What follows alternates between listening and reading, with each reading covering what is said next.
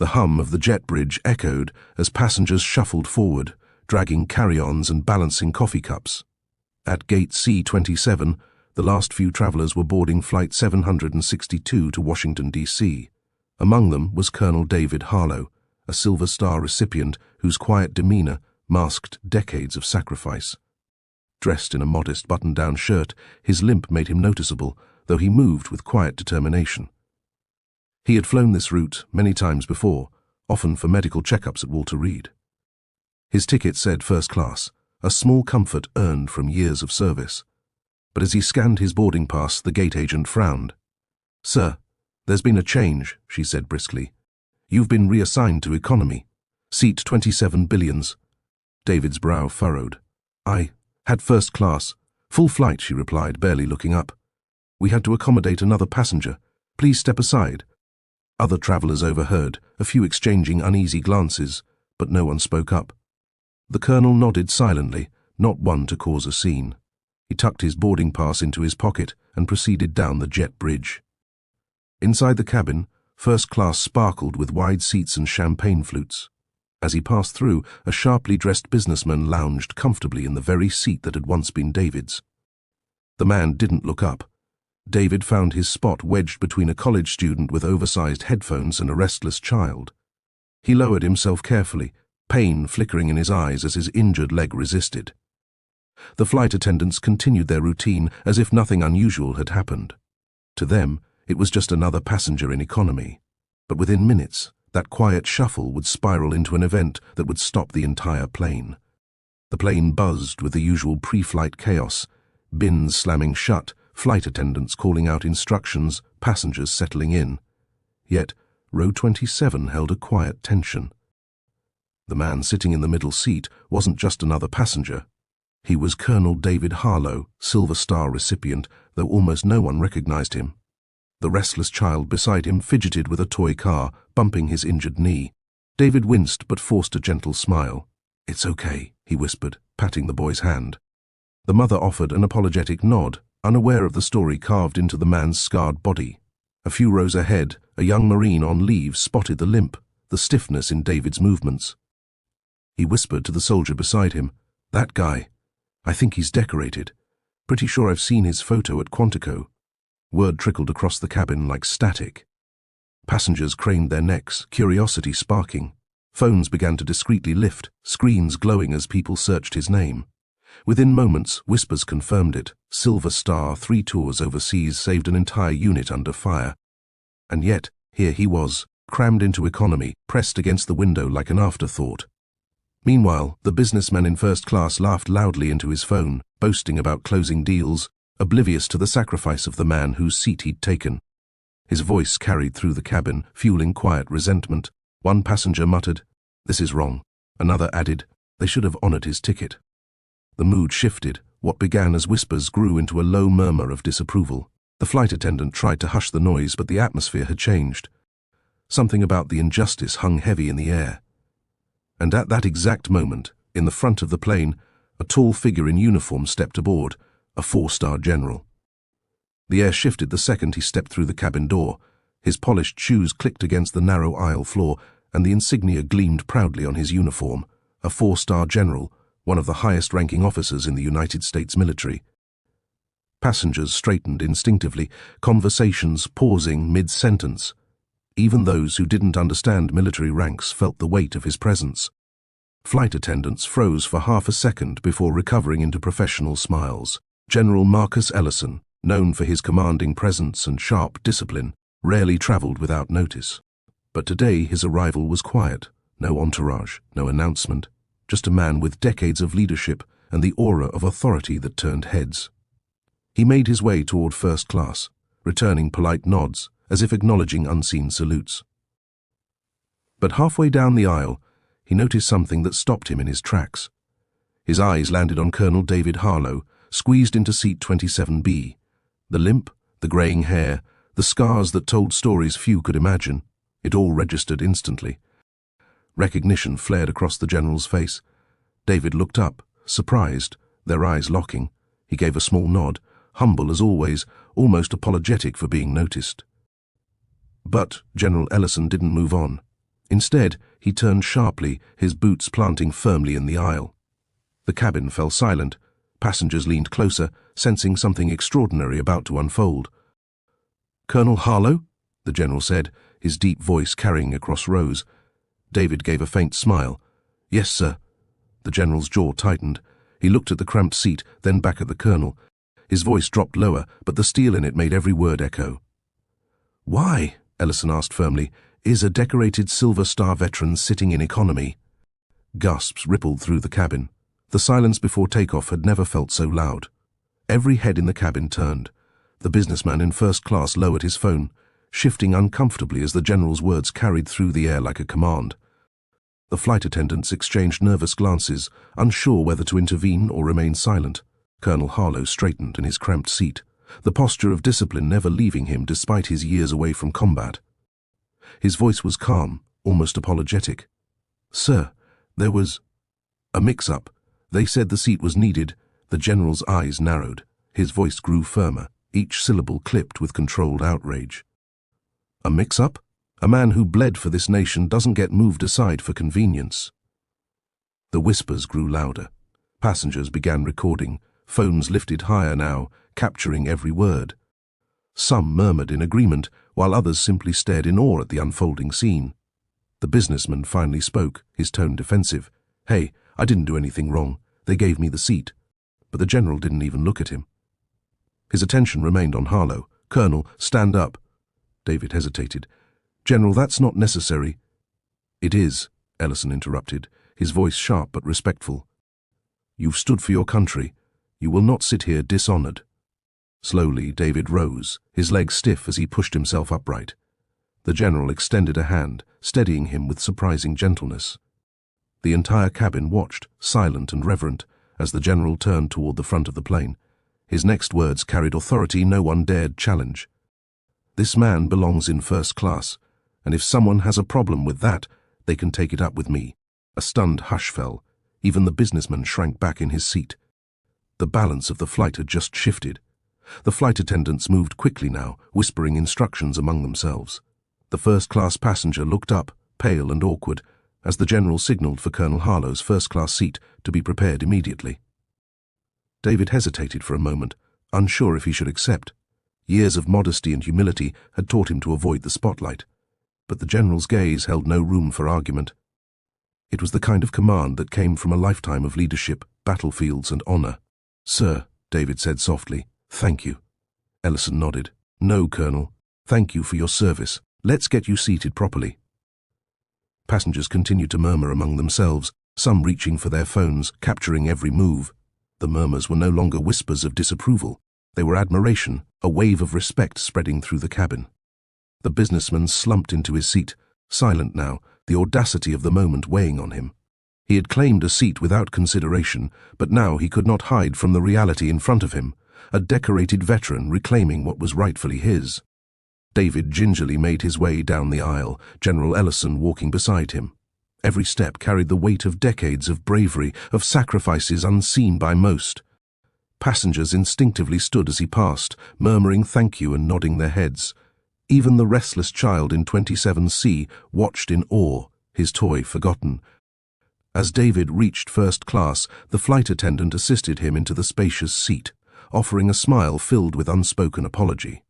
The general stepped back, allowing him to settle, then addressed the cabin. "This is a man who risked everything for our freedom," Ellison's voice carried firmly. "We honor him, not with words alone, but with respect and action." The cabin erupted in quiet applause, a wave of acknowledgement that seemed to shake even the walls of the plane. David Harlow allowed himself a small smile, the sting of earlier humiliation fading. For the first time that morning, he felt the weight of recognition he had earned decades ago. The businessman in first class sat rigid, finally taking in what had just occurred. His voice, once loud and confident, was gone, replaced by a tightening in his chest he couldn't ignore. He watched Colonel Harlow settle into the seat that should have been his, the seat that had once been a symbol of entitlement, now a testament to honor and sacrifice. The murmurs of the passengers were unmistakable, admiration for Harlow, disapproval of him, and now a silent call for accountability. The general's presence magnified every nuance. Even the flight attendants, usually calm under stress, looked uneasy as if sensing the weight of history in motion. He swallowed hard, realizing the absurdity of the situation. Here he was, flaunting status and wealth, while a man who had faced gunfire, loss, and unimaginable stress was squeezed into a cramped economy seat. All for what?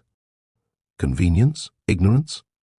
He felt a twinge of guilt, sharp and undeniable. A young woman near the aisle whispered to her friend, "Can you believe he actually sat there? After everything he did?" "That's insane," her friend replied. "I mean, the general had to step in." The businessman clenched his fists. No one spoke to him directly, but the silence carried judgment heavier than any words. He tried to open his phone, perhaps to distract himself, but the glow of the screen only highlighted the contrast between his frivolity and Harlow's earned dignity. David Harlow, seated comfortably now, remained calm and humble. He adjusted his seat, accepting a small cup of water from a flight attendant, his eyes scanning the cabin briefly. There was no malice, no gloating, just quiet grace. The businessman's jaw tightened as he realized that money, influence, and casual arrogance could never override honor and courage. His lesson had arrived in the form of a man who had already given everything for his country. By the time the engines roared to life, he knew one thing: this flight would be remembered, not for luxury, but for integrity, respect, and the power of standing up for what is right. The hum of the engines provided a backdrop to the ripple of activity in the cabin. Phones lit up as passengers shared videos and photos of Colonel Harlow's reassignment and the general's intervention. Social media would later explode with clips of the scene, but in the moment, the impact was immediate and tangible. Whispers of admiration floated from row to row. Strangers nodded to each other, sharing small, unspoken acknowledgments of the injustice that had just been corrected. Some passengers, inspired, quietly applauded. Others simply stared, overwhelmed by the stark reminder that courage often goes unnoticed, until someone decides to honor it. David remained seated in first class, hands folded, his calm presence commanding more respect than words ever could. He gave polite nods to the passengers who acknowledged him, each gesture measured, humble, and sincere. General Ellison stayed nearby, surveying the cabin, ensuring that the correction carried weight. His presence was a quiet enforcement of morality and respect. People in economy whispered about their own lives, reflecting on moments when they had failed to stand up for what was right, or when they had been ignored. Even the flight attendants, initially flustered by the disruption, moved with renewed purpose. They treated Harlow with care, offering extra blankets and assistance without hesitation. The contrast between earlier indifference and present attentiveness was striking. Across from David, the restless child from row 27C sat wide-eyed, clutching his toy. "Mom, did you see him?" the boy whispered. "He's a hero." His mother nodded, gently smiling. "Yes, honey, he really is." David glanced briefly at the boy and offered a small, encouraging smile. It was a tiny acknowledgement, but one that resonated deeply. The lesson of bravery, humility, and dignity had silently passed from veteran to child. The general, finally satisfied that order and respect had been restored, gave David a subtle nod. No words were needed. The understanding between them spoke louder than any announcement ever could. With the initial tension diffused, the cabin slowly returned to routine. Passengers adjusted in their seats, some still whispering, others scrolling through social media, catching up on the viral clips already spreading across platforms. The hum of the engines was steady, but the atmosphere remained charged with a quiet sense of awe. David Harlow leaned back slightly, feeling the comfort of first-class space for the first time in what felt like years. His eyes scanned the aisle, noting the subtle changes around him, passengers sitting a little straighter, flight attendants moving with more respect, even the child in row 27C now watching him with admiration instead of fidgeting restlessly. General Ellison remained standing, hands clasped behind his back, surveying the cabin. There was no need for further announcements. The corrective action had already spoken volumes. His posture exuded calm authority, reminding everyone that justice could be swift and quiet, even miles above the ground. The businessman, still in first class but noticeably subdued, avoided eye contact with anyone. He fiddled with his phone, attempting to reclaim some sense of normalcy, yet he could feel the stares from passengers who had witnessed his earlier arrogance. The lesson had landed. Nearby, two young women leaned toward each other. "I can't believe it," one whispered. "A general personally stepping in for a veteran, that's insane." "I know," the other replied. But it feels right. It really does. David gave a small nod toward the general. "Thank you, sir," he said quietly. Ellison returned the nod with the faintest smile. "You've earned more than thanks, Colonel. Just sit back and let the world catch up." The cabin's atmosphere subtly shifted. What had started as frustration transformed into reflection. Passengers exchanged glances and quiet comments about respect, sacrifice, and the importance of standing up for what is right. For David, it wasn't about recognition. It was about reclaiming a small fragment of dignity he had earned years ago. And for those witnessing it, the flight had become more than a journey to Washington. It had become a lesson in honor. Settled in his first-class seat, David Harlow finally allowed himself a moment to breathe. The plush leather and extra legroom were a stark contrast to the cramped conditions of economy, but it wasn't comfort that he appreciated. It was respect. For decades he had lived with the quiet weight of sacrifice, often overlooked. Now, for a fleeting moment, recognition was tangible. Around him, passengers stole glances. Some offered subtle nods of respect, others whispered quietly, clearly moved by the general's decisive action. Cameras and phones had been put away, but the echoes of admiration lingered in the cabin. The businessman remained in his original seat, staring at the floor. The lesson had sunk in fully now. Status and entitlement could not overshadow courage and honor. He kept his eyes down, avoiding the gaze of both David and the general. Meanwhile, the young Marine in economy leaned back, thinking about what he had just witnessed. "That's a man who walked through hell and still stays humble," he whispered to his friend. "I hope I can be half as brave someday." David's gaze wandered toward the window. Outside, the sky was a deep blue, clouds streaked in gold by the rising sun. The serenity contrasted sharply with the tension that had erupted moments earlier. Yet it reminded him of something essential. Life's battles often weren't just fought in combat, they were fought in moments of principle, in the quiet decisions to uphold honor and dignity. General Ellison remained standing, observing quietly. When he finally spoke, his voice was calm, carrying a weight that silenced the cabin once more. Every veteran deserves more than recognition. They deserve justice, respect, and gratitude. Today, we start with one. David allowed himself a small smile, feeling the unspoken acknowledgement of his years of service.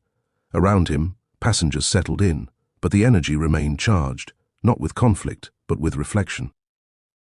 The flight continued, but for everyone aboard, this journey had already left its mark, a testament to courage, dignity, and the power of standing up for what is right. Whispers began to spread through the cabin again, but this time they carried curiosity and inspiration rather than tension. Passengers leaned toward each other, discussing the colonel, the general, and the quiet act of righting a wrong.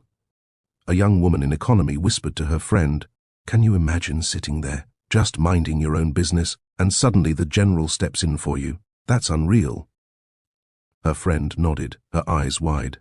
"It's more than unreal. It's a lesson about respect, about recognizing those who gave everything for others." The businessman, still slouched in first class, overheard snippets of conversation. He flinched each time he heard David's name, every mention a subtle reminder of his earlier mistake. He swallowed hard, the sting of humility pressing down on him. Across the aisle, a middle-aged couple quietly debated. "I think we all need reminders like this," the man said softly, "about how easily we overlook sacrifices people make, about what it truly means to honor someone." The general moved through the cabin with calm authority, offering brief nods and acknowledging small gestures of gratitude from passengers. He didn't seek praise, he sought justice, ensuring that a man who had risked his life for the country was treated with the dignity he deserved. David, observing the reactions, allowed himself to relax. There was no anger, no bitterness, just the subtle satisfaction of witnessing a moment where principle overcame convenience. Even the young child in row 27C was impacted. Tugging at his mother's sleeve, he whispered, "Mom, I want to be brave like him when I grow up." The mother's eyes softened, tears brimming. "You can, honey. You really can." Through quiet conversations and thoughtful glances, the entire cabin had shifted. Flight 762 had become more than a journey from one city to another. It had transformed into a living lesson on honor, courage, and the quiet power of doing what is right. In the cockpit, Captain Reynolds had been briefed about the situation. The murmurs from the cabin had reached him through the intercom system, and he listened quietly, impressed by the decisive action of General Ellison. Never thought I'd see a four-star general step in mid-flight like that, the CO pilot muttered, shaking his head. But he did the right thing. The captain smiled, adjusting the throttle. It's not every day that Honor gets a proper seat assignment. Meanwhile, back in the cabin, passengers noticed subtle changes in the crew's demeanor. Flight attendants moved with even greater attentiveness, serving drinks and meals with extra care. There was no overemphasis, just a respectful energy that radiated throughout the cabin. David Harlow, seated comfortably in first class, sipped a cup of tea handed to him by a steward. He was acutely aware of the attention he was receiving, but he maintained his humility, offering quiet nods of acknowledgement to those who thanked him. General Ellison remained at the end of the aisle, scanning the cabin. His presence alone kept order, but it also inspired reflection. Passengers, young and old, realized the rarity of the moment. They were witnessing leadership, courage, and justice in real time. The businessman, now fully subdued, finally muttered an apology under his breath, more to himself than anyone else. The lesson had settled firmly in his conscience. Wealth and entitlement could never override true honor. A young Marine seated in economy leaned toward his friend. "You see that?" he whispered. "That's how we respect the people who came before us. That's leadership in action." David glanced toward the aisle one last time. The general caught his eye, and a brief nod passed between them. Silent communication between two men bound by service, sacrifice, and principle. Flight 762 soared above the clouds, carrying more than passengers. It carried lessons in courage, humility, and the undeniable power of doing what is right. As Flight 762 leveled at cruising altitude, the cabin slowly settled into a reflective quiet. Passengers who had initially been frustrated or indifferent were now engaged in hushed conversations, sharing what they had witnessed. Some exchanged stories of their own family members who had served. Others debated the power of standing up for what is right. David Harlow remained seated, quietly observing the reactions. There was no pride, no gloating, just a sense of quiet fulfillment. For him, the acknowledgement wasn't about recognition, it was about justice restored, even in a small way. Nearby, the businessman in first class scribbled a note on a pad. It wasn't an apology to David directly, it was more like a confession, a moment of self-reflection crystallized on paper. His arrogance had been confronted not by anger, but by principle and honor, and the lesson was indelible. Passengers in economy whispered among themselves, inspired. One woman said, "If a four-star general will step in for what's right, then maybe we can too, in our jobs, our schools, our communities." A young student recorded a short video, narrating the events for social media. Her eyes glistened with awe. "This isn't just a story about seats or flights," she said softly. "It's about respecting the people who fought for us. Heroes aren't just in history books, they're sitting next to us." The child in row 27C glanced at David again, hugging his toy tightly. "Mom," he whispered, "I think I understand what bravery really is now." Even the flight attendants, once nervous and uncertain, moved with a renewed sense of purpose. Serving passengers became more than a job. They were participants in an unfolding lesson in dignity and respect. David caught a final glimpse of General Ellison, standing tall near the front of the cabin. The nod they shared conveyed a truth words could never capture. Honor may bend under circumstance, but it never breaks. The ripple effect of this single act, moving a Silver Star veteran to the seat he deserved, was already spreading throughout the cabin, touching hearts and inspiring reflection that would continue long after the plane landed.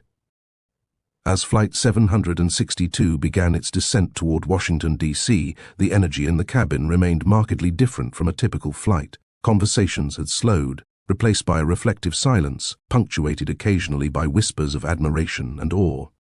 David Harlow looked out the window at the sprawling city below, its monuments and buildings catching the late afternoon sun.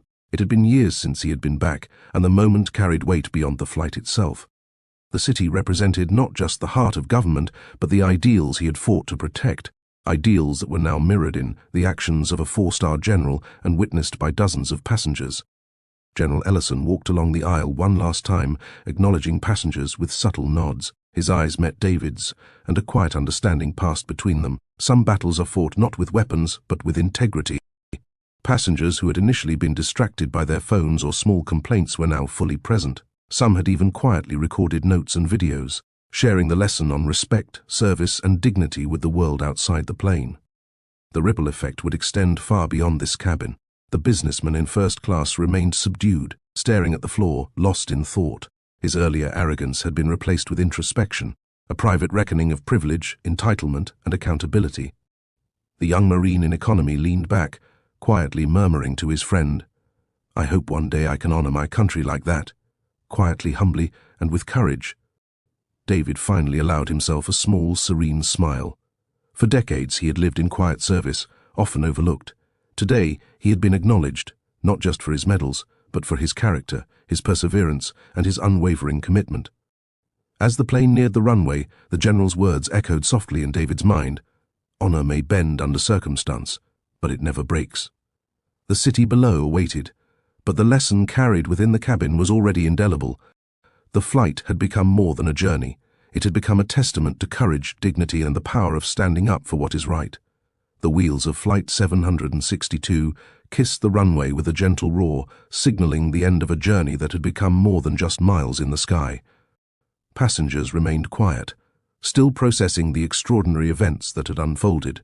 For many, it was a lesson they would carry far beyond the flight.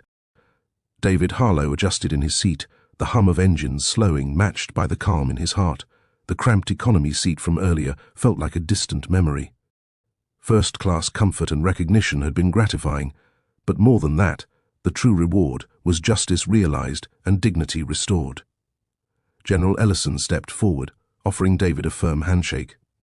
"Colonel," he said, his voice calm but laden with meaning, "you've earned every seat, every honor, and every bit of respect. Never forget it." David nodded, humility shining through. "Thank you, sir, for standing up, not just for me, but for the principle." The passengers clapped quietly as the plane taxied to the gate. Cameras flashed, phones lifted for one final recording. Even the businessman, now subdued and thoughtful, offered a small nod in acknowledgement. The lesson had been humbling, unavoidable, and unforgettable. Outside, the Washington skyline gleamed in the afternoon sun. For David, it was more than a city, it was a symbol of the nation he had served tirelessly. For the passengers, it was a reminder that acts of honor and courage resonate far beyond medals and accolades. They ripple through every life they touch. As the doors opened, a soft murmur of admiration followed him. Passengers exited, sharing whispers of respect and reflection. The child from row 27C waved at him shyly. David smiled gently, a gesture full of encouragement and silent acknowledgement of the impact one life can have on another. Flight 762 had carried more than travelers that day. It carried a lesson in integrity, humility, and valor. And as David Harlow stepped onto the tarmac, the ripple of respect and inspiration continued, leaving behind a legacy far greater than a seat assignment, a living testament to honor, courage, and the enduring power of doing